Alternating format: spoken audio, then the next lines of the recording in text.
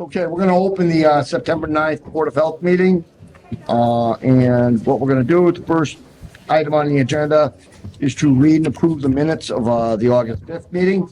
So I'll give my fellow commissioners a few seconds to look for a motion to accept. I had a chance to look at them earlier, so I make a motion. I second that motion. All those in favor? Aye. And passes. Okay.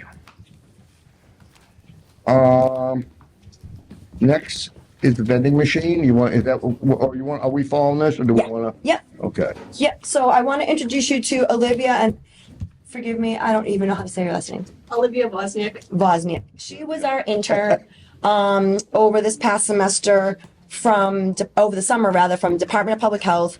And she had 2 deliverables, two for her school, one for DPH. She did a great presentation that got a lot of notice, so I asked her to come and do it for the Board of Health. Great.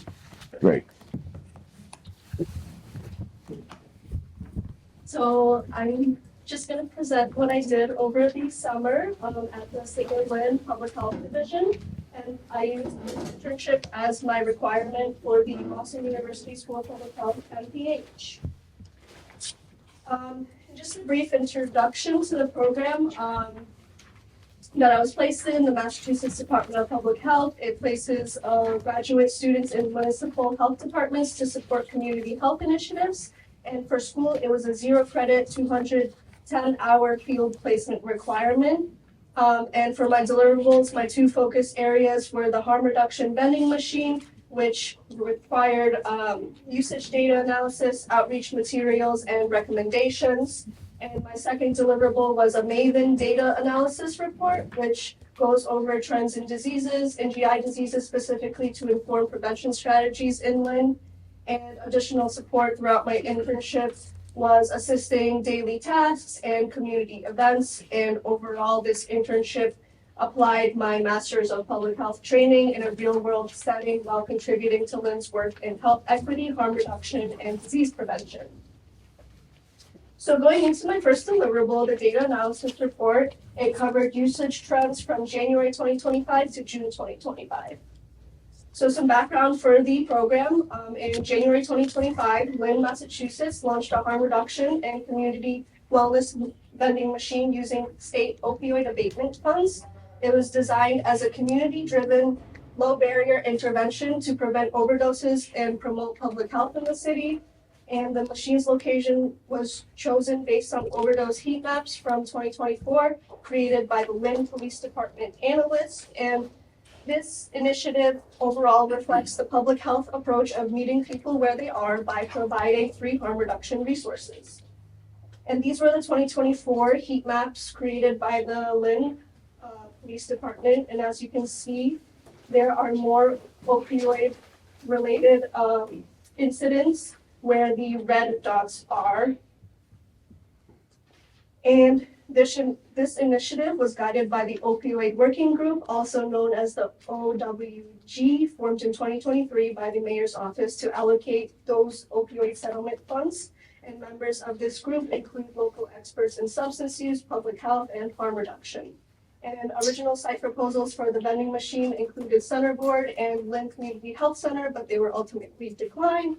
And the final location is on city-owned property behind Lynn Community Health Center with a dense network of social services and high foot traffic. And it's located near, like I said, Lynn Community Health Center, My Brother's Table, Healthy Streets, various shelters, senior services, and mental health clinics. And the vending machine offers free 24/7 access to items such as Narcan, fentanyl, xylazine test strips, hygiene kits, which include soap, toothbrushes, deodorant, sharps containers, wound care kits, sexual health kits, seasonal supplies such as hats and gloves from earlier in the year. And each of these kits have little pieces of papers in them which provide resources and information of where to go to if you need something next. And with every public health initiative, there needs to be a community outreach strategy. So what I did was I created some bilingual flyers, both in English and Spanish, with clear visuals and plain language. And these flyers were distributed in City Hall during community events, on Lynn Public Health Division's Facebook, and to local businesses to encourage referrals and awareness of the vending machine. And the Taylor flyer for business owners explains the machine's purpose and how they can support this initiative. And the outreach aims to reduce stigma, raise awareness, and build community-wide support for harm reduction. So this is the Facebook post that I made. It says, now available in Lynn, a community wellness vending machine with free anonymous access to Narcan, test strips, hygiene items, and more, open 24/7 at the corner of Blake and Buffalo Streets. No ID needed, just support when and where you need it. And it's just a picture of the vending machine in both in English and Spanish, just the title of it and where it's located. And then this is the flyer that I made for local businesses, just explaining what it is, how it helps bridge gaps, a picture of it, what's included in it, and of course the location. So with this initiative, I did some data analysis. The vending machine uses a digital tracking system that logs all items dispensed. It provides real-time monitoring to the Lynn Public Health Division, helping staff monitor inventory, identify usage trends, and respond to spikes in demands in items. And all the data that was collected was anonymous with no user registration or ID required. And the data was collected from January 17th to June 30th, 2025, and it was downloaded as a CSV file. And then this file was then put into RStudio to examine usage and monthly trends by item. So from RStudio, which is a software analysis program, I got these trends. So 568, total items were dispensed between January and June 2025 from the vending machine. And the most dispensed category of items was the hygiene kits with 188 items, or 31% of all total items dispensed. And the high demand months were February with 171 items and June with 132 items dispensed. And the lowest month of dispensation was March with 27 items. And key trends show that hygiene kits remain stable and in demand each month. Sexual health kits increased steadily from 10 in January to 45 in June. Wound care kits rose from 10 to 34 across the whole period. Narcan kits were dispensed in small but steady numbers. Test strips were added in April, but although they were used in low but measurable numbers, a plan is underway to expand that access. And test strips were added in April. Sharps containers dropped after February, and seasonal items like hats and gloves had highest use in coldest months, as expected. And then with RStudio, I made some figures to better show the numbers. So as you can see, the hygiene kits, sexual health kits, and wound care kits were the biggest items that were dispensed throughout the period, with purple, blue, pink, and purple. And then this is just another graph showing the time frame from January to June, showing which month had the most items dispensed, which was February and June.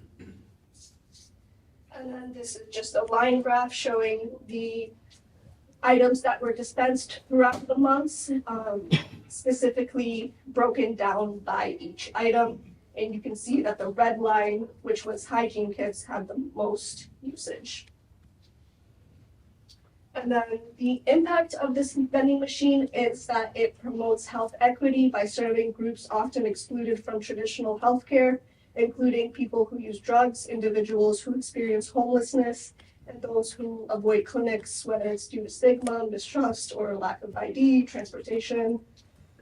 It removes structural and social barriers by creating a safer and welcoming option to vulnerable community members. It demonstrates effective local government harm reduction, and it serves as a replicable model for other cities. And some recommendations and next steps that I gathered from this was ultimately to expand the vending machine to at least one additional location in Lynn neighborhoods that are identified through 2025 overdose response data, and as well as community feedback, of course. Also consider maybe a smaller or mobile unit at shelters, events, or other high need areas, just to see what is needed from community members. Also improve access for Spanish speaking residents by labeling items by language in the vending machine itself, and including bilingual instructions, and tracking usage to evaluate this targeted outreach. Also to explore long-term harm reduction strategies such as a supervised consumption site, strengthen collaboration between public health and public safety, especially during enforcement or encampment clearances, and lastly, emphasize non-punitive, service-oriented enforcement to maintain trust. And then my second deliverable that I worked on over the summer was another data analysis report, but it was about gastrointestinal diseases through MAVEN. So just a brief background on MAVEN. MAVEN is the Massachusetts Virtual Epidemiologic Network, which is a web-based system that tracks infectious diseases in real time. It is operated by the Massachusetts Department of Health, Bureau of Infectious Disease and Laboratory Sciences. It supports 351 local boards of health with timely updates and case management. And MAVEN monitors about 90 reportable diseases in Massachusetts, and its 24/7 operations protect public health in Massachusetts. And MAVEN's importance in Lynn. Lynn has over 100,000 residents, which is racially and economically diverse neighborhood, or city, and its challenges include housing instability and language barriers, which makes it harder to detect and control outbreaks. And MAVEN enables timely interventions and targeted public health actions. And the focus of this project is going to be gastrointestinal, also known as GI illnesses, of the 72 total diseases that are tracked in Lynn. A brief overview of GI illness. It is caused by bacteria, viruses, or parasites from contaminated food or water. Common symptoms include diarrhea, abdominal cramps, nausea, vomiting, and fever. The public health concern is due to rapid transmission and vulnerable populations.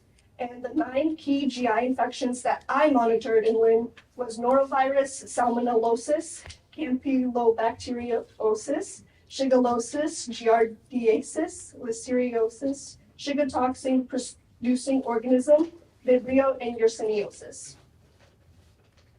So I did some data analysis through R. I looked at the data period from January 1st, 2024 through June 27th, 2025.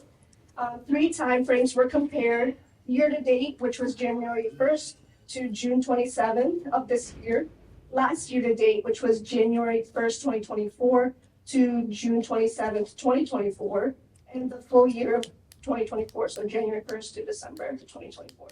And the purpose of this data analysis was to identify patterns in GI illnesses, including seasonal peaks, recurring infections, and populations at higher risk. So the summary from the data analysis, norovirus was the most reported GI infection in Lynn, with 14 cases year-to-date 2025, and it exceeded last year's to date of 11 cases. So it's already near a full year of 2024 total, which was 15. Salmonellosis, it had 13 cases year-to-date, which was slightly above last year's to date, which was 12, and it's moving toward the 2024 total, which was 21. Campylobacteriosis, 9 cases year-to-date, which was lower than last year's to date, which was 12, but it's still notable with seasonal increases expected in warmer months.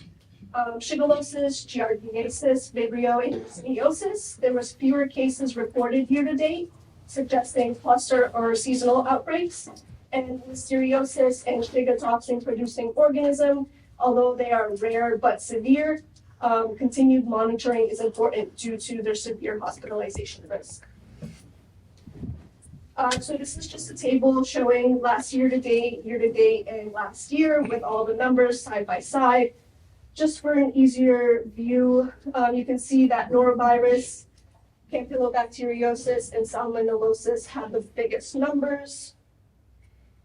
And then this is just a figure showing all the bar chart. So again, norovirus, campy, and salmonellosis have the biggest number of cases.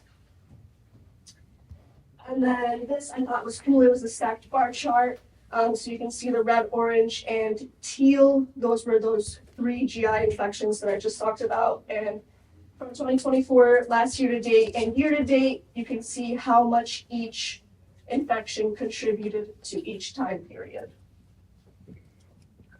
So interpretations from this, norovirus, salmonellosis, and campylobacteriosis are the top GI infections in Lynn. The year-to-date 2025 trends suggest continued risk for the rest of the year. Norovirus, if the year-to-date exceeds last year-to-date and nearly matches the 2024 total, it's highly contagious, severe for children, older adults, pregnant, and those who are immunocompromised. It spreads via contact, contaminated food, water, services, and poor hand hygiene. And outbreaks can be common in schools, shelters, and nursing homes. For salmonellosis, the year-to-date is similar to the last year-to-date, approaching the 2024 total. Risk groups include children, older adults, and immunocompromised. It peaks in summer, linked to unsafe food handling and storage, and its concern is antimicrobial resistant strains. For campylobacteriosis, the 2025 year-to-date, although it is lower than the last year-to-date, it's still a public health risk. The source comes from undercooked poultry and cross-contamination, seasonal increases in summer, and high-risk groups are similar to norovirus and salmonellosis. Social determinants of health. Lynn has higher rates of enteric diseases, also known as the gastrointestinal diseases, than neighboring communities. Contributing factors to these higher rates include crowded housing, food insecurity, unemployment, limited transportation and clean water, and also people experiencing homelessness are especially at risk.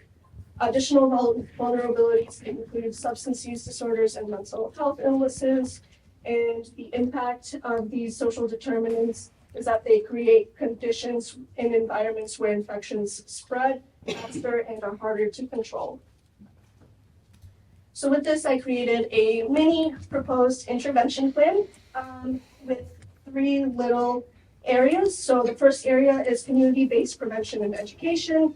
I recommend including multilingual campaigns, including English, Spanish, Khmer, Russian, and Haitian, because those are the biggest demographic groups in Lynn. Also to promote WASH practices, which is water, sanitation, and hygiene.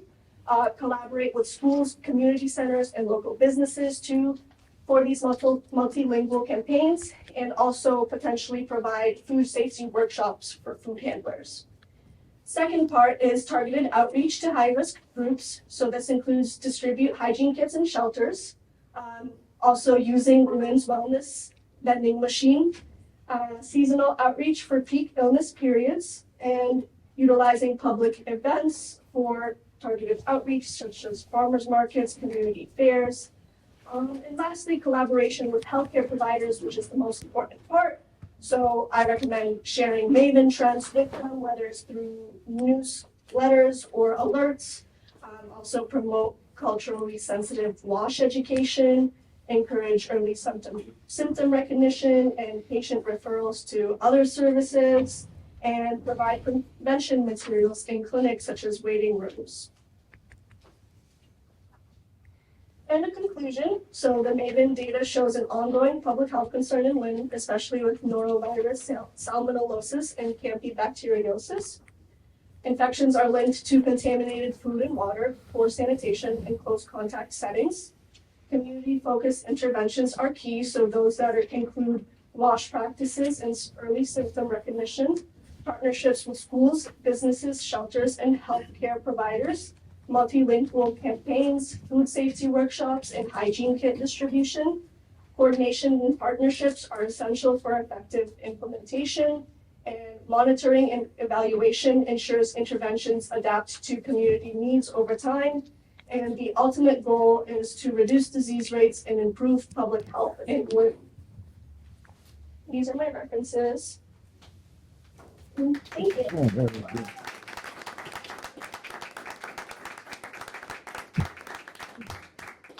You guys have any questions? Thank you. I'm so proud of Olivia. And actually, while we're here, the quality of the interns that we are getting to come and want to work with us and help provide us with this kind of information is overwhelming. Complete asset over the summer, worked really closely with Candace on getting out there and doing a lot of community engagement, it looks like she just sat at a computer doing this, but she didn't. Surprisingly, she still managed to get out there and engage with people and do real work. So she was also chosen from her DPH cohort to be one of 2 people who presented her abstract. 1 of 4. So her stuff was so well done that they actually chose her there as well. Very good. And remind us again, you are at BU? Yes. BU grad student. Yes. Yes. Okay. And while I have them here, we have Jesse, who is one of our newest interns. He is at Northeastern. Northeastern as a graduate student. He's going to be working here in the office. We have Nick, who has just been hired through our community transportation coordinator grant. He is a graduate of Northeastern Graduate School, correct? And we have Madeline, who is Salem State. Yes. You are a grad or undergrad? Undergrad. She's undergrad. She is going to be here also interning for the fall. So we're so fortunate to have so many people who are interested to come and help us do this work. So I just really Great. wanted to say thank you to everybody for it. Yeah, welcome. Welcome. Really good.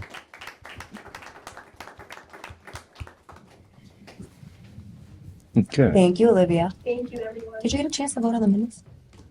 We did. Oh, I wasn't sure if that was when I stepped out there. Perfect. Pilot program? So at the last meeting, we talked about the UV pilot program. We said we would bring a update at the September meeting.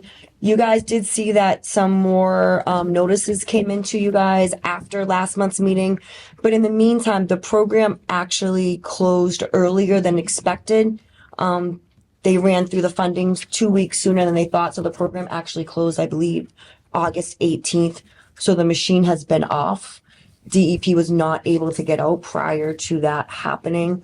We're all looking forward to getting the synopsis on what happened in the data. So when we get that stuff, we'll let you know. But because we did talk about it last month, I just wanted to bring it up again with you. Great. And there was discussions about if they ever did it again, it would be a permanent power source, so the noise wouldn't be. That would be the goal. Yeah, I think they're still waiting to look at some of the data to figure it out. Certainly, there was a lot of things that were learned in this, along with the noise, but just other ways to actually run and operate it. So yeah, so the consultants, Kleinfelder is looking at everything and is going to come back to both Swampscott and Lynn with some recommendations. Was the beach ever closed this summer? Beach was closed this summer. It's interesting because of the way DCR tests the water versus what the UV pilot tests. If one of the 3 locations has a geomean above a certain amount, they close the beach. But it doesn't mean that the other 2 outlets have that same geomean. So sometimes it's not always super comparable. But data is suggesting that the beaches were closed less this summer. And when they were closed, it's suggesting that they were opened a little bit sooner with the UV sanitation than without. So that's kind of where it's leading. Yeah. But again, we're waiting for them to kind of get all that back to us. Cool.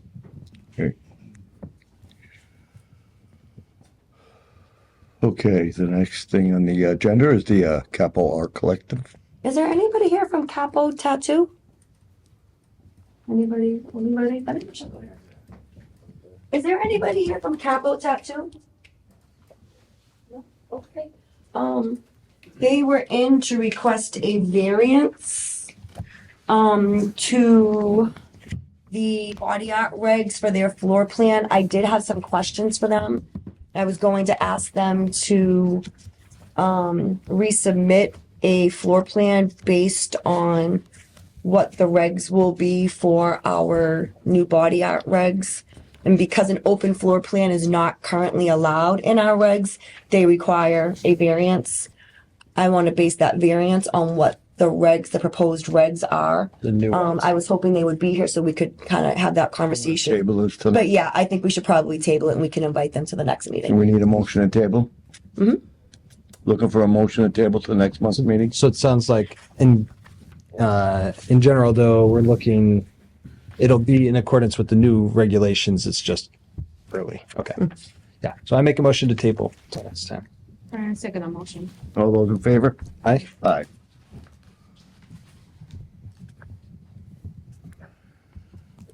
Chatham Market Tobacco Violation Appeal.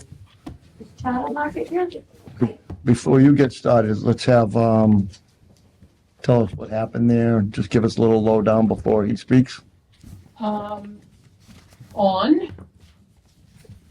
September 3rd, we did a compliance check based on a complaint. We sent in a minor. The youth was able to purchase a flavored tobacco product, restricted flavored tobacco product. She was sold. It was sold to an underage youth, and it was 5% nicotine, which is prohibited for convenience stores. The only one able to sell 5% nicotine would be an adult-only establishment.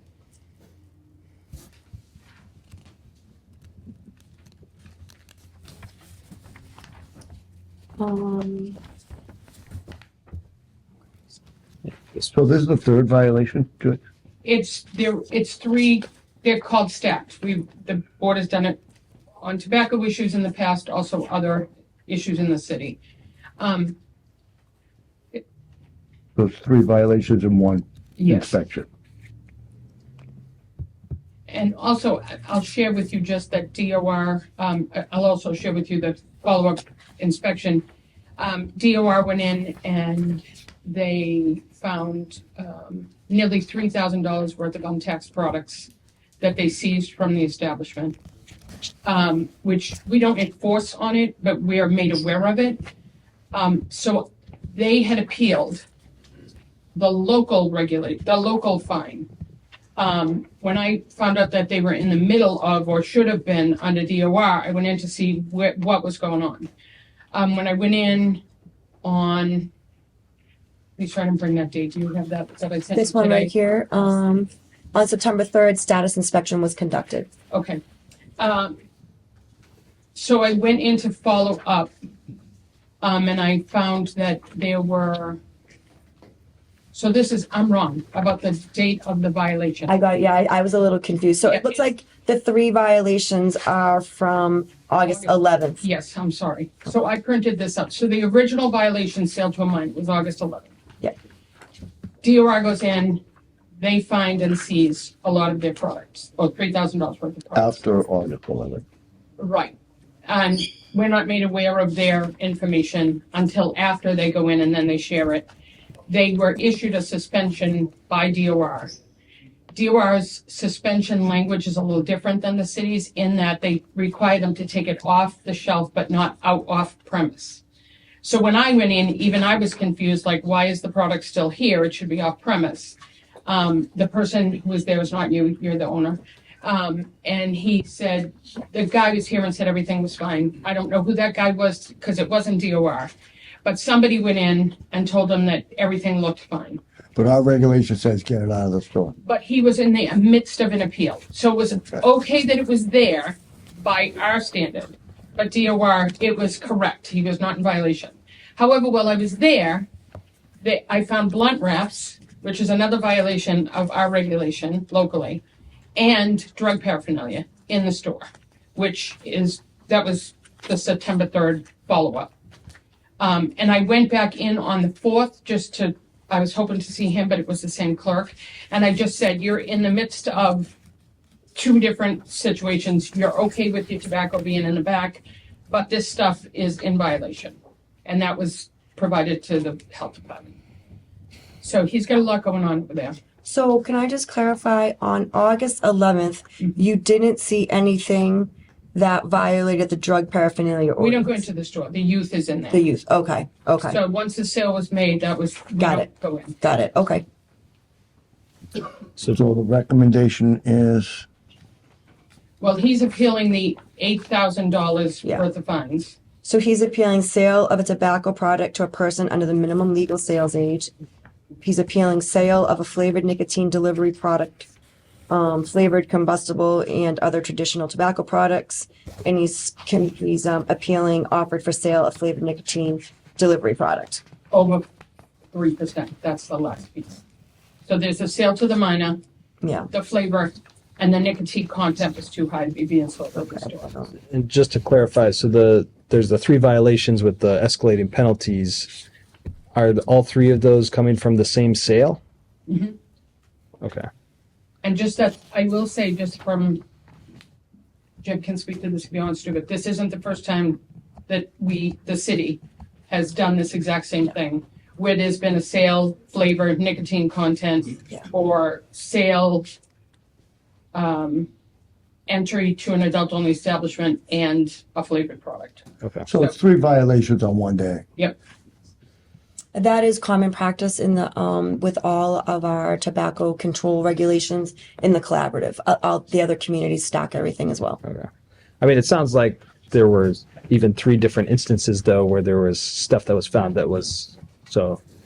Even if it was all from that same one, going back, it sounds like there was other stuff that DOR found things, and then we went back and we found other stuff. And those will hold, the new violation where there were blunt wraps found and drug paraphernalia, those will hold their own. That violation hasn't even been written. Yeah. So I think one of the other things we need to consider is, he has appealed the letter that he received dated August 26th. I don't know that he's had a chance because we have not mailed him anything yet. He has not had a chance to appeal what happened on September 3rd. Okay. But he is here. My assumption is if he's appealing these, he may want to appeal this. I don't know if you want to deal with this and then deal with that next month, but everybody's here. So my assumption would be, I mean, he's looking at, what we say, $8,000 for August 13th, and he's looking at another $5,000 for September 3rd. I think Plus the 30-day suspension. 30-day suspension for September 3rd, and was there any suspension? 40-day suspension for the stack. So that would be a 70-day suspension. If I may, I would not recommend hearing the most recent violation. Okay. Because that could result in a revocation. Okay. He has not given any notice of his life. Okay. Makes sense. That's fine. So we'll only talk about, The letter dated August 26th. Yep, in how many days? 40 days. 40 days. 40 and 8. Okay, sir, why don't you, I will, excuse me, I will mail you something official about this one, and you'll have to appeal this one as well, okay? why don't you state your name and name of business and speak up loud so we can all hear you if you're appealing, and explain to us why you feel you've been. No. Yeah. Yeah. Yep. So we are 2 young people just gather our thoughts and start our business like a couple of years back. We wasn't into any other business before, so we has very minimum ideas about how to run a business properly. And through that last last 1.5 years, our business started in I guess January 26 on 2024. So since then we was trying to definitely not we wasn't properly educated. Yes, that's the worst mistake we can do. But yes, we did the mistake, and that's definitely. We should not do to conduct business in Lynn, that's such kind of mistake. But here's our definitely you guys don't want to see, but that's our this last 2 months sales, which is really we are crushing down probably maybe if this is continue to happen probably because both of our we can't even put one full-time employee there. Both of our partner working there, trying to at least make this business running. But we are just trying to survive here. Definitely we did the mistake, and the best apologetic way, we want to say that at least for this time, as an education purpose, please forgive us for this time. And definitely we will try to, if any other way we can, work with the city or any other program, we can, be partner with the city to make better community in Lynn. We are ready to do that.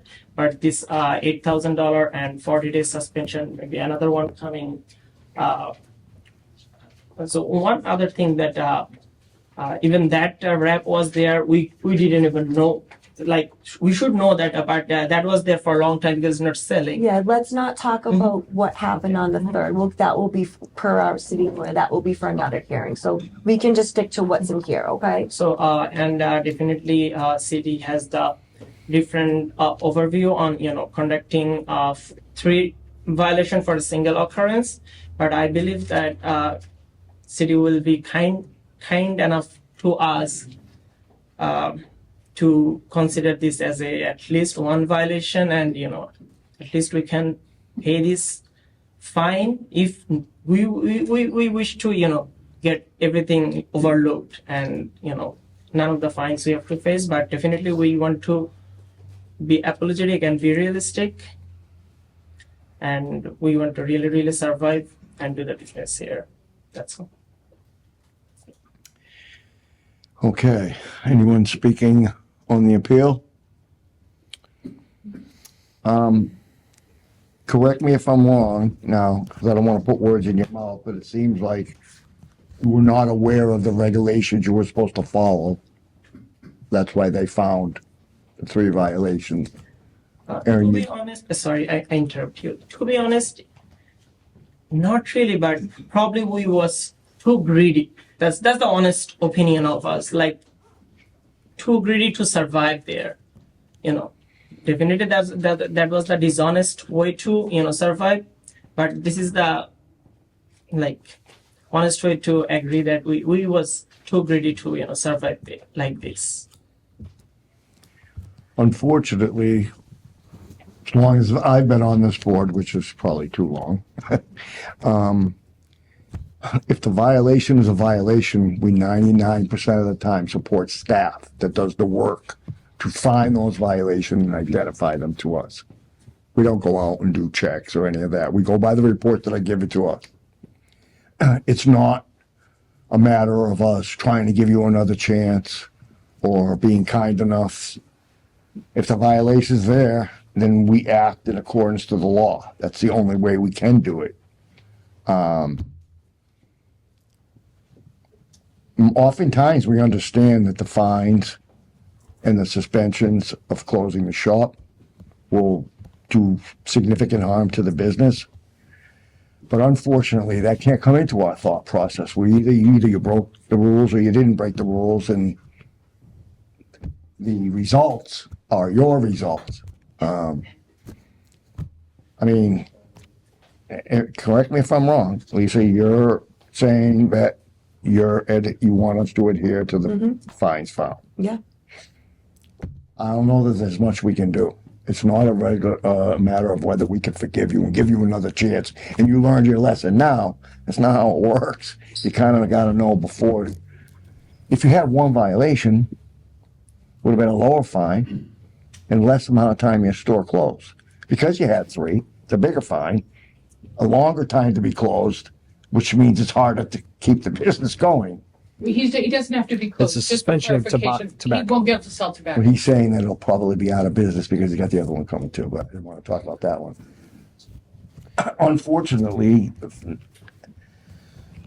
whether your business survives or not can't come into the equation of our decision. Us, it's did you break the rule or did you not break the rule? She's saying you broke the rule. The report's saying you broke the rule. You broke the rule.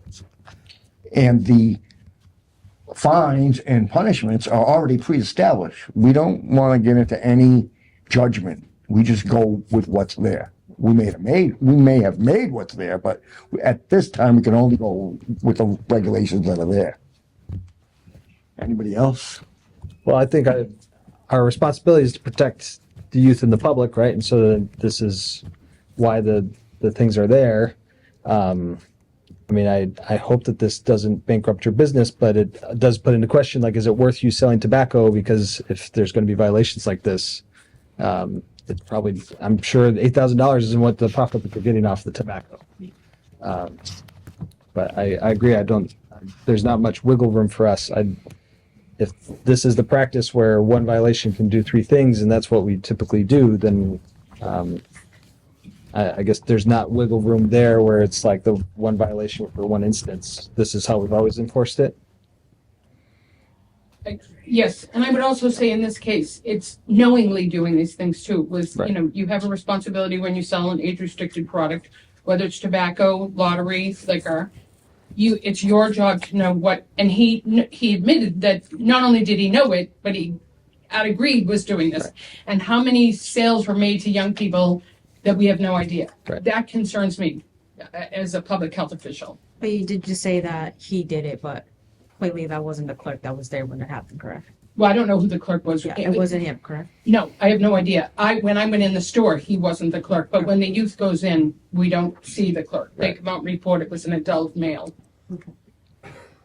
Unfortunately, the board would wish that after our first violation, people would learn and make sure they don't get to a second one. You got the three all at once, which makes it 3 times worse. Or handcuffed. I mean, if there's no other discussion, I guess we're looking for a motion to either uphold the fine or dismiss. Has he had prior violations to this? Well, let's just go to Joyce, discussion. was there any? No, because it would have been listed as more than 1, 2, and 3. It would have been listed, yeah. So the motion would be whether to deny the appeal? Correct. Okay. And uphold the recommendations Yeah. of the 3 violations, $8,000 in, what was it, 40 days? Yeah, I mean, I make a motion to deny the appeal and enforce the statute.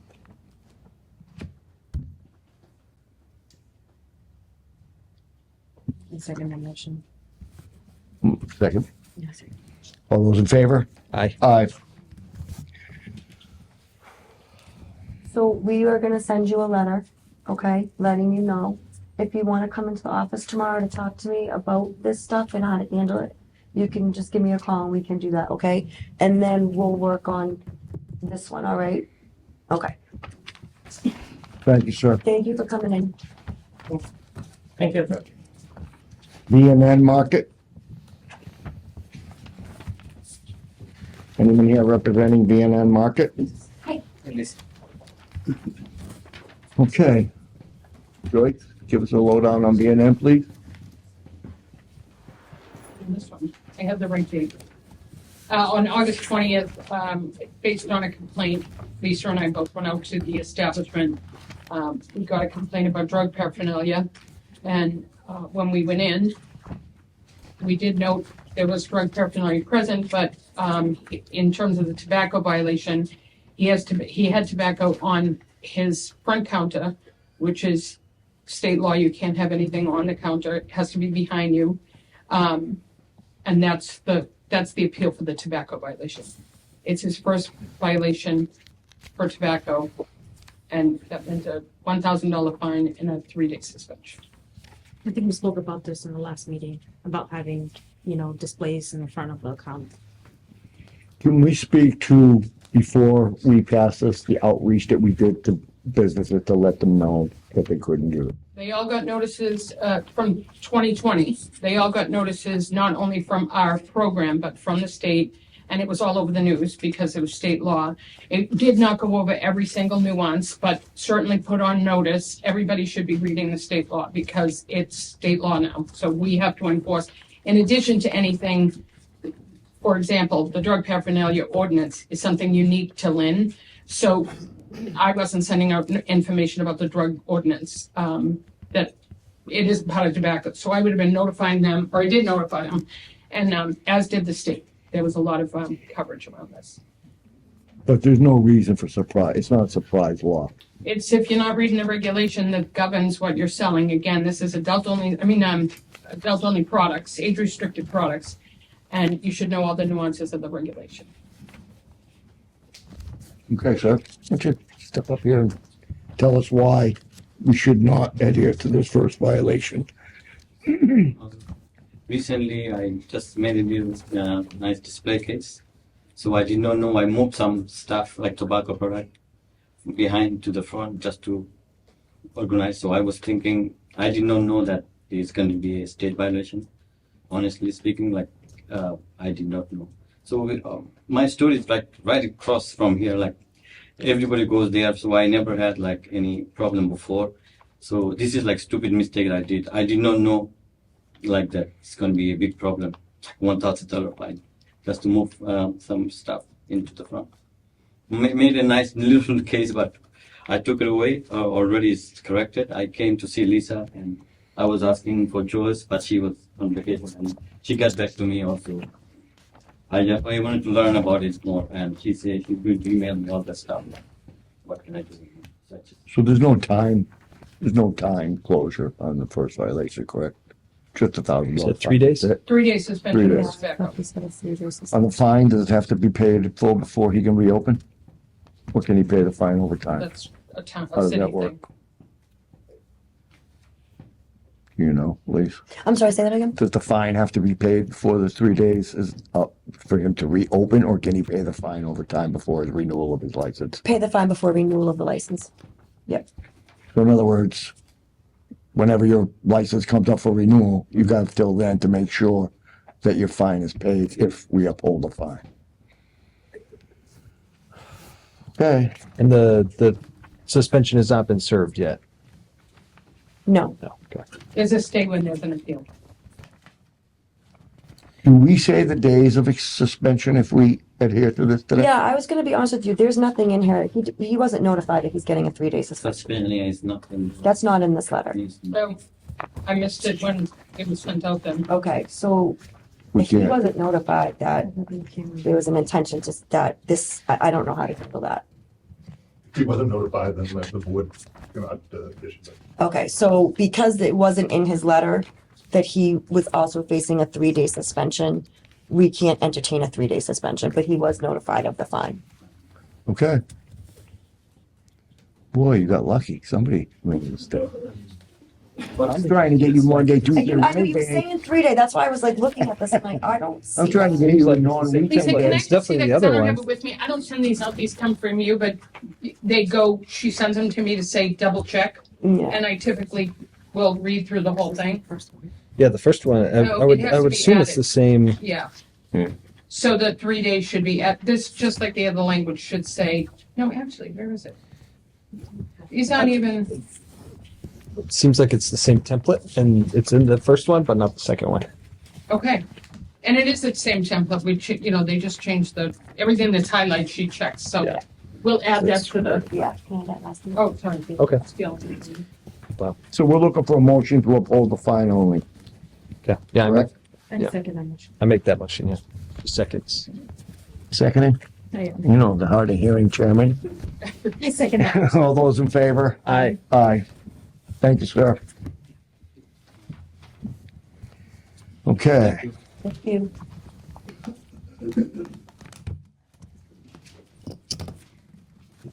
Next one is, Jolly Vapors, Mhm. correct? Yep. Give us a second here to get our papers in order.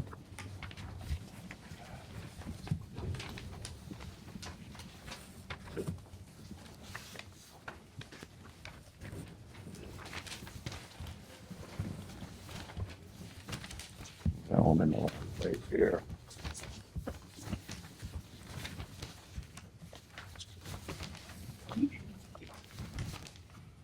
Okay, Lisa, why don't you give us a quick synopsis of why we're here for Jolly Vapors while I'm looking for my paperwork, if you don't mind, and I write will. down a little bit of what we're doing here, and then we'll allow Mr. Vitale, I believe, to speak on behalf of. Yep, I'm actually going to introduce Chris Poole, who is the Inspectional Services Zoning Officer. This was actually brought to us through a building life safety / zoning issue. So I'll let Chris kind of go through, because he was the one who was out there and found product that shouldn't have been there. So I'm gonna give him the opportunity to kind of Sure. talk about what happened when he was out there. So back in May, the Lynn police responded to a shooting in front of this building. They did inspection of the interior and found that in this commercial building, there were people living inside, which is not allowed. I went there with Lynn Police, Lynn Fire Building and Health on the morning of Friday, May 23rd. We found two different parts of the building being occupied. We found that Jolly Vapors, the space they were using, in addition to running their retail store, they had motorcycle repair, they had a bunch of other stuff going.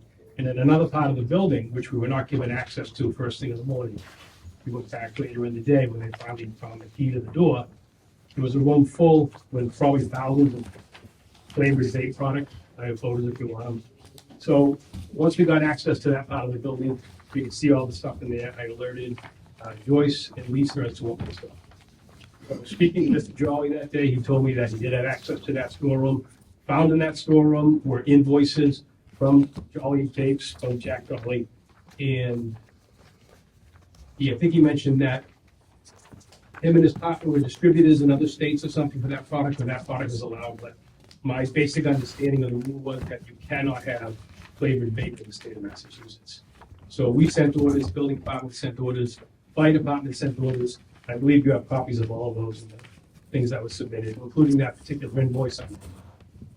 So I issued orders, excuse me, to cease and desist all occupancies in that building because none of the businesses operating in there had the required certificate of occupancy, including Jolly Vape. So at this point in time, Jolly Vape does not have a physical location permitted in the city of Lynn. Yeah, so right now they are closed, not because of action of the Board of Health, but because of building situation, life safety, fire. Yeah. This, you guys should have a copy of this in your packages. Joyce, do you have a copy of this? Would you want to just explain, like, Actually, no, I have a copy. Okay. And what I found, well, the picture of the flavored product is the bigger of the issues because he's not supposed to have, and we didn't have access to that as retail.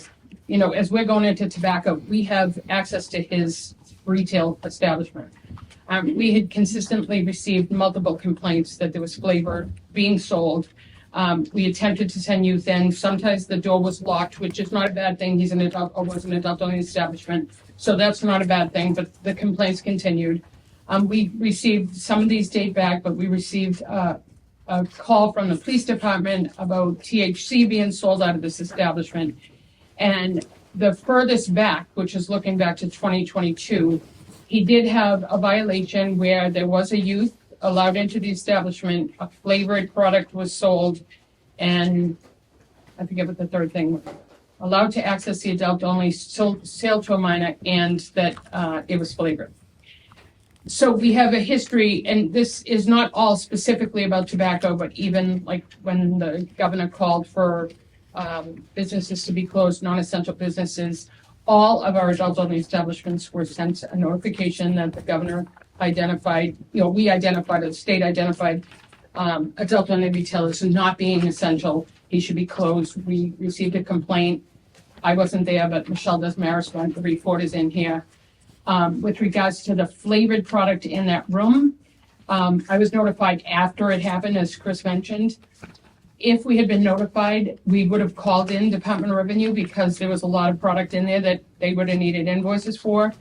When Chris went back, or Inspection Services went back, those products were moved. And my understanding was, at least through a conversation with Chris, is that they said that they reported they were distributed. They're not a legal distributor in Massachusetts. He does not hold a license for that. And that particular invoice, which could have easily been anything. It could have been the flavored products or whatever. But that, I looked that product up and it's actually, it's drug paraphernalia. So that was also housed in this storage room that we didn't have access to.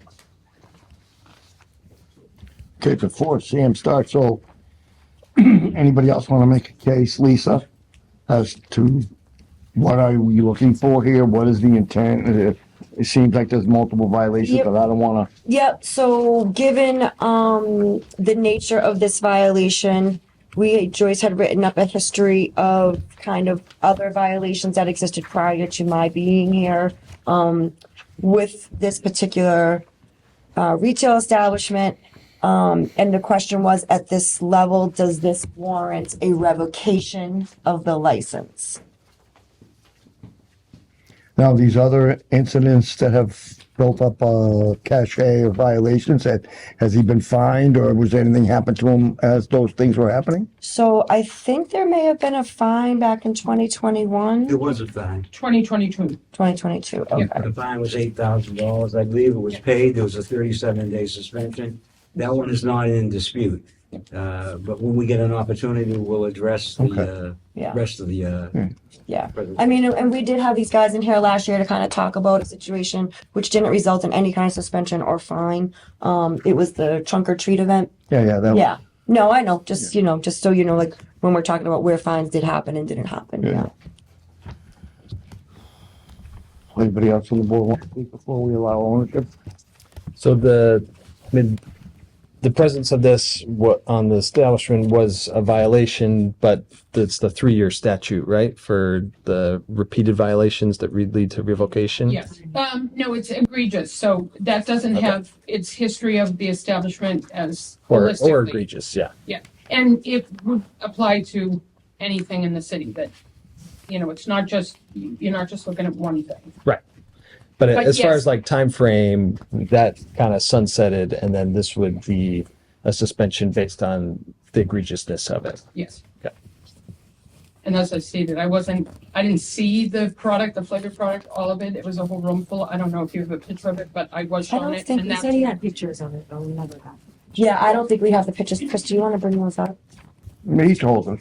Yeah. I mean, I don't think I was able to get the pictures in there.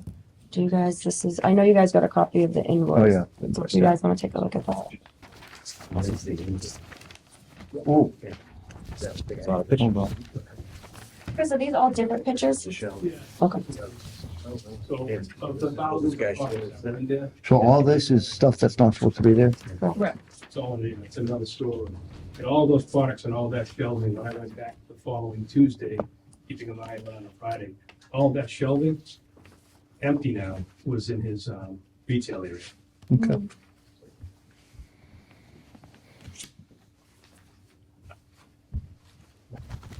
Yeah, there's a lot of pictures.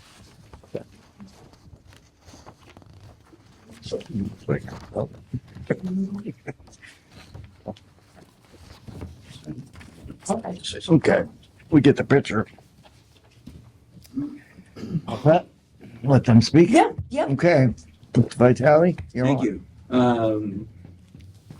The supporting cast here is, I think people who have had dealings with Jack Jolly, this establishment, I don't know whether to start in the past and come forward or start in the present and go backwards, so I'll try to do it somewhere in the middle. As Chris, the people I talk with Guardians are all here. Jack, Jim Chalmers, and Chris. To put it in context, there was a shooting on Woodman Street that led to a building inspection. There's been a subsequent shooting on Woodman Street. Those shootings are unrelated to Jack Jolly and the establishment, and I think the police are satisfied with that. They went into the building, and so there's two separate issues. Chris has been dealing with the building issues that are slowly being remediated. Chris is the owner. Chris is the Chris zoning Poole. officer. Yeah. Okay, and, Chris has Okay. got a list. yep, And we've worked our way through and addressed those. Jim Chalmers owns the building or runs the building. Jack Jolly is one of many tenants. But how this came to be a matter before you is that when the shooting occurred, the police and the fire department who responded entered buildings, and then that led to, as Chris said to you, the ISD coming down and doing whatever. Well, I spoke with Lisa also, and so I'll try to address that one because her concern, and apparently the other concern, is whether Jack Jolly is a distributor. The only issue I have with what Chris Poole has stated is that Jack has told me he's never said he was a distributor, and there's no real evidence he's a distributor. There's an evidence of product, but that's why Mr. Chalmers is here. That's why the photographs are fine. But the building portion where those products were stored, being stored, was leased to another individual who is a distributor in the state of New Hampshire, who since has decided to leave the building because of the shootings. And here's the lease that he had with Mr. Chalmers. His name is Eric Schwartz. He's a distributor, and the product is there. When I didn't go into the building, I asked these guys to describe how this could have happened. And with respect to that, Schwartz wants to leave because of the shooting. He needs a place to keep his product where he's had his product. Jim tells me that there's an area where they stored boxes, did whatever, they were emptying out the building. Because the real issues that relate to Jack Jolly at that location go to the following. 12 years ago, somebody opened that establishment. It wasn't Jack. They were there for a couple of years. Jack was there. Chris and I have talked about the fact that Chris Poole and I have talked about that there was no occupancy permit that he could find for that or other uses. So the real question is, how did they operate for that period of time without an occupancy permit? The zoning ordinance has changed. And now, if you were to be engaged in what they call sensitive retail, one would need to get a special permit from the city council. So if you adopt that view, Jack's remedy would be, if you chose to reopen or could reopen at that location, it would be to seek a special permit from the city council. I don't think we're here to debate the zoning issues in front of the Board of Health. But I can tell you, and I think Lisa can verify, that since this has occurred, the building's been emptied, and he's been out of there for a long period of time. The product that was there, as I understand it, belonged to the gentleman, Eric Schwartz, who is a licensed distributor. So they found this receipt, which is, I think, unrelated to what they found or saw. It's a Jack Jolly receipt. But as I understood it from the building owner and from Jack, that this individual wanted to sort of get out of Dodge after the shooting. They want to pack up his stuff. They share in cleaning out the place, a bunch of boxes. So I don't think there's any, the only piece of evidence that I think really relates to whether Jack Jolly is a distributor isn't the presence of product that belongs to somebody else. It's the statement that, and I don't know, Jack says he's never made the statement that he was a distributor. But so that's the central current issue. You are correct, Mr. Chairman, that Not often. no, well, I didn't say that. You did. But in terms of revisiting ancient history, the characterization of those events, yes, there's one event which he served a 37-day suspension and $8,000 fine. But all the rest, as they font to say in the world of the law, is hearsay. There might have been multiple reports. There might have been, but there weren't any charges brought before you with regard to these things that people are talking about. The one that disturbs Jack is the history of the previous director of Board of Health and during the COVID-19. But I got a police report for that period of time.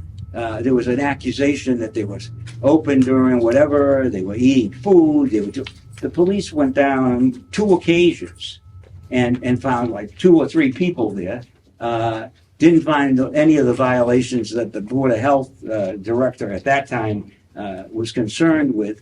And so at the end of the day, A, that's not correct history, and B, it's irrelevant to this current situation in terms of being even thought of to being considered and as part of this proceeding as to whether a license should be revoked or suspended.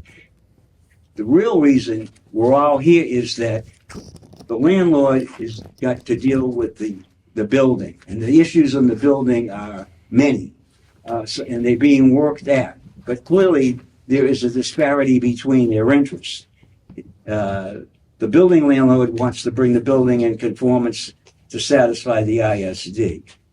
The operator has seen that he doesn't have an opportunity. He doesn't believe he could get a special permit at that location. He's not that happy at that location because, like the distributor of the shootings that have occurred on Woodman Street, which certainly isn't a way to attract customers.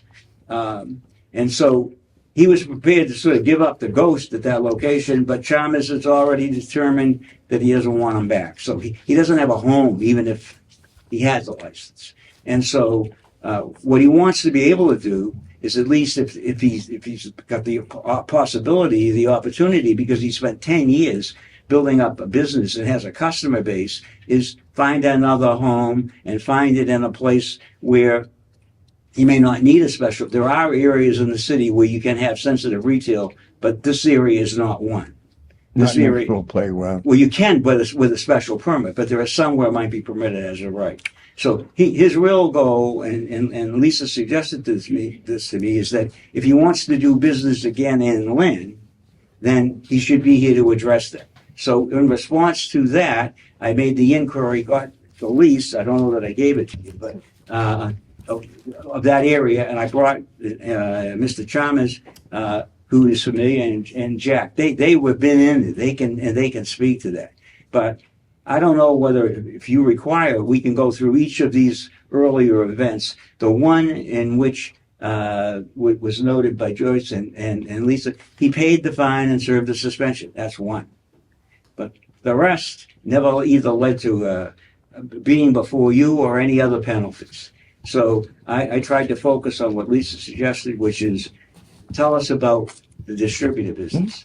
And so I'm told by Jim Chalmers that Eric Schwartz is in and out of state, but he's decided to part ways.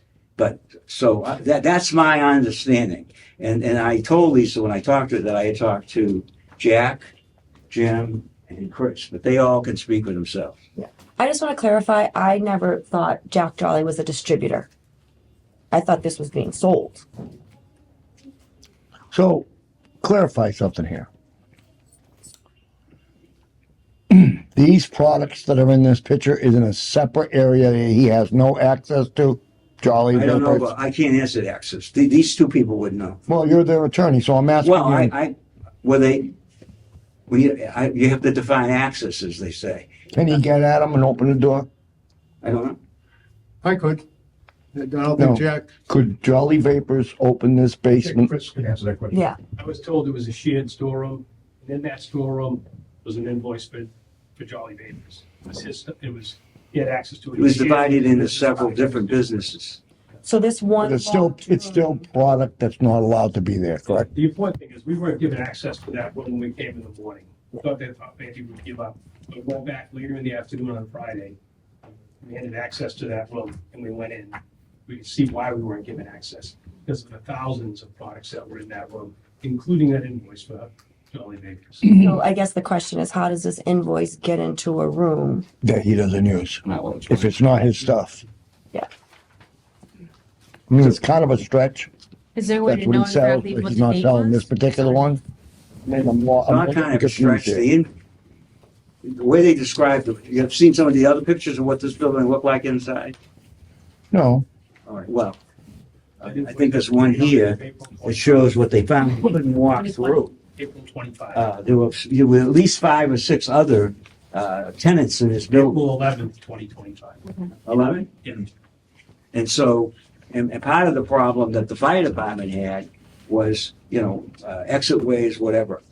So that there's no denial that that's product. The real question is whether he's a distributor and he was distributing that product. And what I'm saying to you is there was a separate guy who is a distributor, who's licensed in the state of New Hampshire. He is a distributor. He stored product there. He had a lease. The people who own and run the building are here, and Jolly's here. So you found, and the invoice doesn't relate to that product. Let me interrupt you. If you're a distributor and you're gonna distribute in Mass, do you need a license in Mass? Or can you take a New Hampshire license and come and distribute in Mass? I don't think so. No, he's not distributing in Mass. I never said, He's storing product and he's a distributor from New Hampshire? To clear some of this up, Eric Schwartz, who was an associate of Jack years ago, came to me. He says, look, I'm not a competitor of Jack. However, we kind of work together. I've got places up in New Hampshire. And I know for a fact because I visited the one in Hampton. I mean, it was a storefront, a quarter of the size of this. That was it. I mean, you had a front counter and you had one guy working there and you're selling vapes and what have you. He used and he also had Lynn, not Lynn, but Massachusetts. He was using this place as a warehouse is what I'm trying to say. Storage. The storage. And that's how it was. We had plenty of boxes in the building because I'd get pissed with the recycling. Jack's guys are here and you know how I feel about this. Leave the boxes in the kitchen area. I'll break them down so they're flat because they'll take 2 boxes this big, throw them in one recycling bin. and it would drive me, I'd get aggravated. So I told him, look, just leave all the boxes there. I'll take care of them on Thursday for Friday pickup. Don't worry about it. And that's the way it worked. There were always boxes there. People would pick up boxes, move product. People would pick up boxes, move food containers. These guys would buy all kinds of food, and those did not go in the recycling. Those went in the trash because they'd get food on them. And Does Eric have a receipt to show that he purchased all this? I have no idea. I haven't talked to Eric in months ever since he said, Jim, I'm out of there. I can add one piece to this, and that is that Jack and Eric are partners. And Who said that? Jack did at a hearing that I was at in Salem. It's a different Eric. No, it's Eric Schwartz. No, that's Eric Stone. Oh, okay, my apologies. Okay, let's back up a little bit. We're not here for the owner, correct, at all whatsoever. Right. So we don't care if you let some guy without a license store something there. But it's a stretch to say it just happens to be the same product that he sells that used to be these are his products partner. that- Wait a minute, let me finish now. I didn't interrupt you. That happens to used to be his partner. They're not partners anymore. There's But wait a no minute. evidence that they were partners. I don't know where this comes from. You just He said it. just said they were partners. They were competitors. That's what he said, They competitive. used to work together, and he had his license from New Hampshire, and he used it as a warehouse. That's what I heard. Right. Okay, so, and it's the same stuff that he could sell out of a vape store improperly, correct? Could. I didn't say did. Could. The question is he distributing? We know he's not a distributor. Yeah, we never said. And and we don't care if he's a distributor or not. You can't even have it there, whether you're a distributor or not. You are not allowed to have it on any shelf in any store. Correct? It's that simple. So, what do? It's not his, so we blame the owner, and we say the owner can never have a No vape one's store to be there. blamed. It's a question of whether it's proper and legal. And It's illegal to be in any store if you are not a Massachusetts distributor. Eric Schwartz. Eric Schwartz technically. He's not a Massachusetts distributor. He said New Hampshire. He didn't sell anything out of that room. He had a room up on the second floor. There's no way for the public to get up there.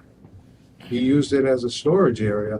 And I know, but we have an invoice from Jolly's Vapes in that room with the stuff that's not supposed to be there. I mean, hold on. You know what I mean? I mean, that was found in the room.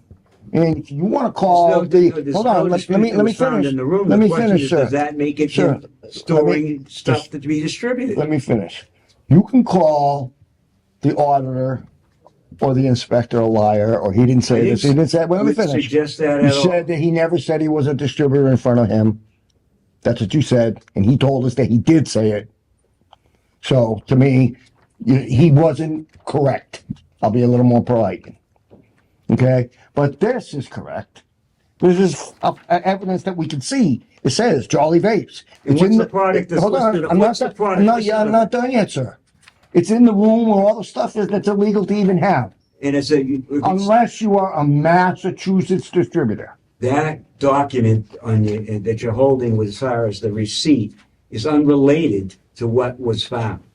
This stuff, though, is also illegal to be in stores. Well, that may be, but that's not why we're here. Correct, but it is also illegal. Well, we are here for that because if he's storing it there, or anybody's storing it there, or if he's using it, and the invoice says that he's selling it out of that room, He's not selling. The invoice doesn't say selling. what does the invoice say? I think it says drug paraphernalia, as I understand it. If you can read it, let's start with that. If you can read it, but there's no question, it's unrelated to the product that was found. And what I was asked to address and brought the people who were physically there beyond the inspector was the person who rented it, the person who was there, and what they explained to me, they were explaining to you. Another company, another individual who is a licensed distributor stored product there. I don't think anybody here disputes that. That individual wanted to leave following the shootings and has, but he had product that he had to get out of there. He had a lot of product. They have this chaos where they're packing and moving things because there's 11 tenants moving out. But not at this time, there weren't 11 tenants moving out. Is that correct, Chris? Because when this picture was taken, nobody knew they were going to have to leave yet. Shooting was on the 12th. We went on the 23rd and 24th. The stuff was removed within 3 days, not in the 2 weeks prior to that when the shooting actually happened. That stuff was removed after I saw it, photographed it, and reported it to the Board of Health and to Joyce. Joyce, can I ask you a question? If you are a legal distributor in Massachusetts, and are you able to even purchase this in Massachusetts? Yeah, Okay. for smoking bars and, Got it. Okay. So someone is able to get their hands on it. Okay. So it can be on site if you got the credentials. If you're a distributor Yes. and you buy it Yeah. legally, you can have it there. All we're saying is that he can't have it there, and you're saying it wasn't his. Right? And there's a lease for the area at which this Eric, who is a distributor, leased. Yeah, but you see, we're handcuffed here. Eric's not here. Not that we don't believe you, but Well, the that's why I gentleman bought who owns the lease. business is here, and we're just here based on what we know of him and his business. I mean, the check's in the mail. It's not his. It's somebody else who doesn't want to be part of it anymore because of a shooting. It doesn't smell right. It just doesn't. There was an order to empty the building. Correct. After this picture. After they saw that it wasn't supposed to be there. So as I understood it from the fire department, because the alarm system, the first thing that order came from the fire department because of the alarm system, as I understood it. Steve Duffy went in to redress that. So we tried to do these in order because of public safety. The fire department, the first issue to it was addressed was fixing the alarm system. But So- like you said at the beginning, we got nothing to do with the Yeah. fire department or their I'm rules. just telling you the We're history of saying how that it came to be. our regulations say this product can't be anywhere unless you're a distributor. That's what our regulation says, correct? Our regulations say you can't sell this and you're not supposed to have this on site. Right. And what So- you're saying is he didn't have it on site. Schwartz did. Right. And he leased the area. He determined to leave the area when the shooting occurred. The building has been emptied. Jolly hasn't been there. Everybody's out as far as I understand. So I understand it's not your jurisdiction, but there's parallel tracks. Right. But they both wind up in sort of in the same place that he can't be there for two or more reasons. And the others can't be there for other reasons, but the building A is being emptied and was empty. Right. And then the building has to be repaired, consistent with what the ISD said. To be compliant. But the use of this location is over for Jolly. Right. And, But what and so we're he's been here- out of there since like May. What we're here trying to determine is if our friend who was Jolly, based on all the information and all these papers and reports and inspections, is fit to go try and open it somewhere else. Right. And Right. can we I was gonna ensure ask, that we give give it- Jack give a it chance to offer? Yeah. Of course, of course. Speech Of will course. kind of break it all It's down your for you business. guys. Well, that's what I did ask him. I said, do you want to go first or do you want to wait? He said, I'll let Sam go first. My name's Jack Jolly. I own Jolly Vapors. It's once resided at 104 Woodman Street in Lynn. I have prepared this letter formally to appeal the proposed revocation of my operating license for Jolly Vapors, which is currently under review. I acknowledge the serious nature and allegations against my business and take full responsibility for any missteps that have occurred. However, I wish to clarify and provide context for the events that have led to this situation. I request a fair and thorough reconsideration of the facts based on the following information.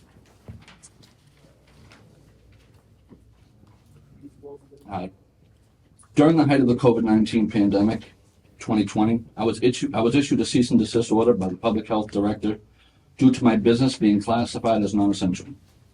My store was closed during the lockdown, and I used the free time to clean and organize the other space I occupied in the building.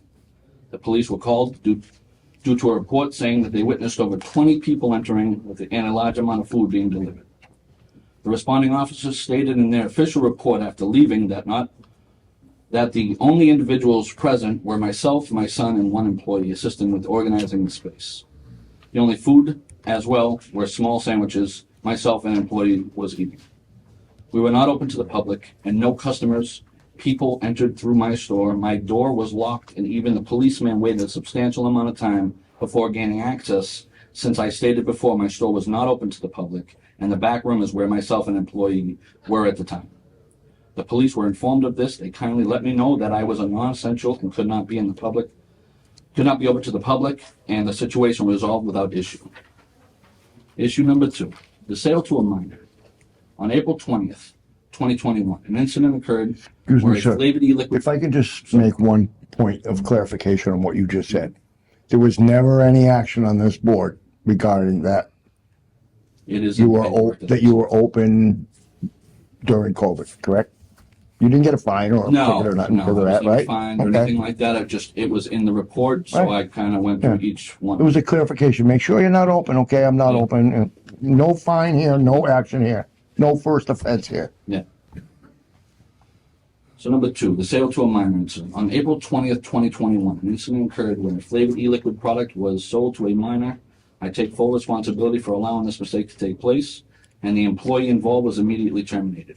I would like to clarify that the flavored liquid in question was not from my store's inventory, but was found in the personal backpack of former employee who made the sale.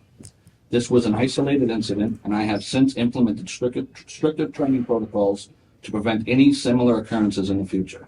Since the incident, multiple cameras were added inside and outside of the building, including a Ring doorbell camera. The door to my establishment remains locked at all times. Only an employee may open the door and is strictly required to ask for ID before allowing a customer to enter, regardless of the age they appear. Also, all ID licenses must be scanned through the FDA Age Calculator app created by the Department of Health and Human Services Center for Tobacco Products, which all employees are required to have downloaded.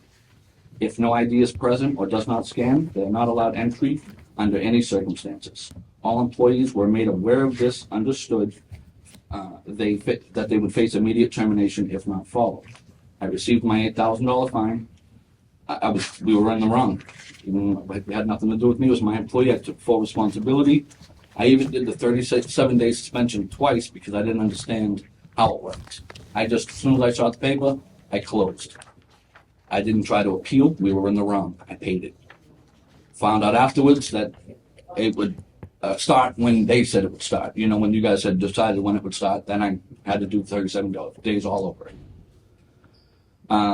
Then on the false allegations of selling to minors, I have been wrongfully accused multiple times of selling flavored tobacco products to minors, even though there has been one official report, as I mentioned earlier, of my establishment selling to a minor 5 years ago. However, after a formal investigation, these claims were found to be false and not credible. I would like to reiterate once again that I take these matters seriously and have strict procedures in place to ensure that all sales that are conducted in accordance with the law. Then the fourth part is the trunk or treat suspension. I was served a suspension notice in connection to a trunk or treat, which was not directly organized by me, but by a local car group known as the Cartel. I allowed them to use my property for the event, and my store's name was listed on the flyer as a guide to guide attendees to the correct location. As my establishment was well known and recognized, the intention behind this was simply to provide a safe space for a community event, especially in light of the rising violence in our city. I have 2 young daughters, and my number one priority has always been providing a safe space for them, as well as family and children in the community. I want to sincerely apologize for any confusion caused by the wording of the official flyer included in the document that I received. I understand that it may have given the impression that I was co-hosting or actively involved in the car group in organizing in this event. And I take full responsibility for how that may have been perceived. That was never my intention. My name was included solely because of the location of the recognition Jolly Vapors has in the community. Not because I was serving as leading participant in the event. The event was in no way in violation of regulations. It was a well-intentioned, family-friendly gathering that I helped to provide a safe environment for. All of these points were made in the previous hearing, which I was found not to be at fault, and no fine or suspension was issued in retaliation to this event. This conclusion was reached by the following facts. 1, my store was not open to the public for anyone attending this event, and 2, there was no permit to be obtained by the city of Lynn for such an event at the time.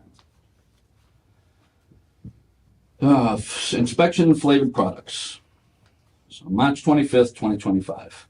During an inspection by building, fire, and zoning enforcement officers, flavored products were found in a locked room within the building where I also rent from my establishment. alongside an invoice addressed to Jolly Bakers.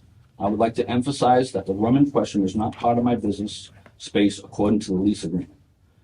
The landlord had provided to access to the room, had to provide access to the room, and was clarified that this space is not associated with my operation in any capacity. The space is rented to someone completely unrelated to me or my establishment. The invoice found from a retail distributor, and the reasoning for this is simple. The renter of the room, Eric, was concerned about the safety of the building following recent shootings. That's 2 shootings that happened back to back. He had asked me if I had had any empty boxes that he could use to pack his belongings. And it seems that an invoice must have been left behind in one of them. Additionally, the shelving in that space was pointed out that to be the same shelving in my downstairs room. Eric kindly gave me the shelving when he moved out, which I had used to rearrange as part of the fire marshal's directive for improving walkways on my side of the building, allowing me to once again comply with the fire marshal's requirements. The criminal activity in the area. I understand that there have been concerns raised about criminal behavior in the vicinity of not only my establishment, but the vicinity of Woodman Street, including reports of gunshots. I want to make it clear that my business is not and has not been involved in or responsible for the illegal activities that have taken place outside of this building. I am not the only tenant in the building, and many of the incidents mentioned occurred outside of my business hours. If there is concern about the violence, I would respectfully suggest that attention be directed towards those issues, rather than placing the blame solely on my business. If more focus was put into a rising gang activity and worsening gun violence in the city of Lynn, I feel as if these incidents would have been avoided. I don't believe I should be held responsible or accountable for these incidents. My, in quotations, repeated lack of management and control of my business. The recent events are in no way connected to my establishment, and I find it offensive that they are trying to be pinned solely to me. I have always taken great precautions in making sure anyone who enters my establishment is safe, both of the recent shootings and of trying to be made my responsibility. I have happened after my business hours and while no employees or myself were in the building. To attribute such violent crimes to my business, particularly when I have consistently worked to provide a safe and supportive environment for the community, is both unfair and deeply concerning. My establishment has always sought to create a positive space, and it is disheartening to be held accountable for criminal activity that is entirely beyond my control. These accusations fail to reflect the true nature of my business and the efforts I have made to serve the community responsibly. I understand that accountability is important, which is why I believe more time and attention should be devoted and addressed to those actions rather than focusing on my business, which I operate fully in compliance with the city's rules, laws, and standards. In conclusion, I believe that the actions of my business have been in full compliance with the local regulations, and any violation that have occurred were isolated incidents that were promptly addressed. According specifically to your rules and regulations, suspensions and revocations can only occur if said rules are violated more than once in a 36-month time frame. I have taken necessary steps to ensure that such issues do not arise again, and I have always acted in the best interest of my community. I try my hardest to follow each and every guideline to ensure I am cooperating to your standards. This business has been up and running for 12 years. I have 4 kids I am responsible for, including 2 through DCF, as well as 2 biological daughters ranging from ages from 2 to 24. This business has allowed me to single-handedly put my eldest through college, and it was always my hope that I would be allowed to do the same for my other children. I also am responsible for both my disabled mother and mother-in-law. I have a whole family who relies on me to take care of them as a father and a husband should, as well as the community of Lynn. This business has grown to mean so much to me, so much more than just a place of work. It has become a part of the community for everyone who has walked through its doors over the years. I have hosted numerous fundraisers and events to support families who have lost loved ones, as well as individuals whose lives were forever changed by serious accidents and who need help getting back on their feet. All of this has been possible because of the meaningful relationship I built up in the city through the operation of this establishment. An additional point I would like to make is my involvement when it comes to the area and other residences. For multiple years now, I have taken care of the entire street during the winter, personally having it plowed using the money from my own pocket to hire a plow truck to open up parking spaces for my customers and my neighboring homes. I take care of trash, landscaping on my space and on the street. I have done repairs that I'm not responsible for and are more than happy to do it to keep the area well maintained to the best of my ability. I'm not saying this for a pat on the back or congratulations, but just to show my involvement while pointing out that I have always had the best interest regards for the community I have been a part of for so many years. I request that you carefully reconsider the facts presented and allow my license to remain active. I have worked hard to build a safe, responsible, and compliant establishment, and I am committed to maintaining the highest standards of operation. I have not taken any of your concerns or incidents lightly and have only used them to better my operation. I ask in return you don't take this speech lightly and consider how much losing this would mean to me, my customers, my family, and everyone in this room. Losing this would be a detriment to all involved. Thank you. Do you want to submit a copy of that? Yeah, you can. I can photocopy it if you want. No, we got coffee. Okay. Okay. So can I clarify at one point then? So I know you mentioned the invoice. That I had given over to help him move out. He had decided after the first shooting, but there was 2 shootings that were over there. One was on July 3rd as well. There's been 3. Since the And a first one. stabbing Right. within a week ago. You know what I mean? So the first thing was a shooting in March. There was a shooting in May, I believe. Okay. Was a shooting in May, then there was an additional shooting in July 3rd, and there's another incident over there on Woodland Street as well. So we're discussing here as to why someone should maybe leave, but the question here is whether or not there's enough issues, not old Halloween parties that we didn't do anything about, or no cease and desist was given to you about because you were open during COVID. We're talking about taking your ability to have this license to use somewhere else. Is that what we're talking about here? Can you repeat that one more time? Yes. We're Yeah. talking about you being able to take this license and open up a shop somewhere else in the city Correct, of in a Lynn. different location. Yeah. So I want to just, if I could just clarify Sure. something. Under the new zoning, Chris, correct me if I'm saying this wrong. The new zoning requires a special permit issued by the city council before sensitive retail can be opened. Are there any areas where it's by right? No. Okay. All right. So I thought at one point it was commented by right. So regardless of where he wants to open in the city of Lynn, he would need to get a special permit from the city council. We also need to ensure, I think in fairness and transparency, if we're not going to allow, if the Board of Health doesn't want to give him a license, it's not fair to say, go get your special permit, then come and find out you can't get a license from the Board of Health. Right. Do you know what I mean? Right. I think that's And That's I the right always thing to do. operated under what I thought was every permit necessary. I got a business certificate as well as multiple tobacco licenses that I didn't even sell just to make sure that I didn't make any mistakes. So I had every permit that I needed until June 2nd when this zoning changed, whatever. Do we have And there's any, no grandfather rule or anything for anyone who's been in business for 12 years. That's not accurate. We have a zone ordinance in the city that regulates all businesses adopted by the city council, been there since 1925.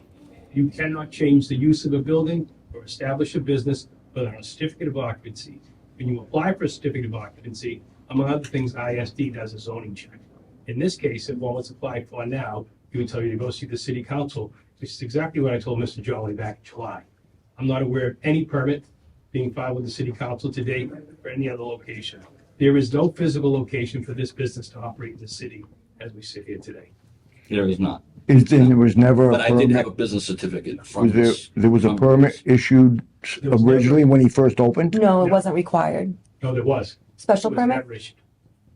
There was never a certificate of occupancy requested for any of the businesses in that building. Right, which I think is a landlord issue, right? Right. Like the landlord is letting these people come in. He should be making sure that that business can be in his property. But even today, if you would open a hair salon or something else, as a business owner, you would walk into ISD. Right. You would apply for the certificate of occupancy. You would have a code analysis done of the building, make sure it had adequate fire detection, adequate smoke alarms, all that stuff. None of that happened. None of those businesses in that building ever issued certificates of occupancy. It's, But I did renew every single year for 12 years. You're a license. With the, well, what he's saying is, Business certificate. he went to the city clerk to get a business certificate, which is, go ahead. Just for clarification, a business certificate Correct. does not give permission to have Correct. a business. It just tells the public if That they- you're a if- business. how to contact you if there's a dispute. Exactly. It lets you, if it's Jim Lamana Plumbing, you know, to sue Jim Lamana. If it's JPL Plumbing, a business certificate, no way. Isn't permission. But that certificate is given to somebody who they assume got an occupancy permit from the get-go? The two separate things. It's Right, let the public know if someone, they hire a plumber and the whole house floods, how am I gonna sue them? You come to the city clerk's office and say, who owns JPL Plumbing? on the face of their certificate, it actually says it's not an indication or approval of zoning. But the actual use, which is regulated by the city council, importantly regulated by the city council. So Do we have any communication from the council president on this? I was told there was gonna be a letter written on this. I didn't Oh, get any. okay, I was told it was one set in August that urged the revocation. Um, The August supporting meeting it. was continued. I would have to double check on that. I was on vacation in August. I read everything and I didn't see. I know it's not in the package, so I don't remember. I didn't putting see it in the there, package. But, But I mean, that's, So I think at least to me, it seems the question at hand is, so we found a bunch of product that is illegal here that you cannot sell. And so I don't think any of the things from the past are in question here. I think the question is like, if this is being sold in Lynn, this is egregious. I think this is worth revoking a license. we gotta put these shoulders. The story that we're being told is that this isn't his, it's owned by somebody else. I still don't have a good explanation. Like, I understand this is in a box, but like I can't tell from the pictures if these things are in here. And these are still things that are not permitted to be sold or had. And I haven't gotten a good explanation of why you would have an invoice for If I these. may. In these particular pictures, do all these shelves look full? No, but there's a Brad lot of Fox products. just started unpacking and did it at his own pace. Well, you Well, could also that- say you're selling it as, He's asking you about the invoice. What's on this invoice is not even supposed to So be. the invoice that is there, and I mean, Joyce maybe can even back me up. Yes, there is, would be drug paraphernalia in the city of Lynn, but it's also not taxable items. Everything that's on there is not tobacco related. It's not taxable to be under tobacco, which is the reason why from my other location, they were in the area of Lynn. I took it, took in what I needed, and I brought it to the. But that's not location. supposed to If be you in go this to or the either. Lynn, if you went to the Lynn location, you would have never found any drug paraphernalia, no pipes, water pipes, anything like that. Okay. Everything I sold was vape related. I mean, I think the hard thing for me is we just have to take your word that Mr. Schwartz is the one who had this. I don't have any evidence of this. Yes, I have a lease, but like, I don't know. We're not a court of law. And I It's- think this, I'm sorry to interrupt Yeah. you. This invoice could have been pretty much sold to somebody else, not in the facility, to That another was company or something. sold to me, but for a different location, just delivered to my location. Attorney Lamanna is right. Correspondence came in from the city council president while I was on vacation, that you guys have not seen and was not made available for you guys. So I can make that available. Do you recommend tabling a vote until people have a chance to look at this It letter? would be only fair to the petitioner. Yeah, I do want to, I think it's fair to everybody here. to not make Later votes. tonight, you're looking at a tobacco regulation that would prohibit pocket licenses. And that's what's being asked of you tonight. And specifically with adult only, if a pocket license exists, it gets clawed back and it doesn't get reissued. Right. So that's something that's coming up later tonight that may affect the ability to open up in different Yes. locations. I don't want to, Right. not to let them know that. No, I did tell Sam that earlier today. And we might want to table it given the time and, but we know that we have also discussed moving forward that we would like to lower the number of tobacco licenses in the city overall and reduce the adult licenses. So if his license was revoked Or let's just say we didn't revoke it and Jack, it takes him 6 months to find a new place. And in the meantime, we vote that we don't have any more adult tobacco licenses. That leaves him without an opportunity to open his business the way he was expecting I to. mean, my understanding of what we were proposing is that if you don't have your business open for a couple of months, Exactly. then you lose it, and Exactly. then you can only open if you take an existing license. That would Isn't be there a correct. time period to reuse? It doesn't have, Yeah. Ability to ask for an extension, I think. Right, but we haven't voted on any of that yet, and to Attorney Lamanna's point, it is only fair to bring up all these facts while we're doing this now. But wouldn't that apply only if we didn't know if the person was in that facility? Like, they went on vacation and didn't notify us, but clearly he's notifying us that he's changing Yeah, locations. but we also haven't passed that yet, but yes. I mean, you could look at it and say, oh, okay, we want you to be able to open again at some point. We recognize that you're not using your license. We're documenting that your license is on hold for however long we set in the regulations. Then he goes to the special permit process, and then he comes to request to get a license issued. So, there's a lot of kind of things that will hinge on whether he can open his business or not. Also the last remaining 21 plus Yeah. location, I believe. Yeah. Yeah. do you think we need to get the communication and table it?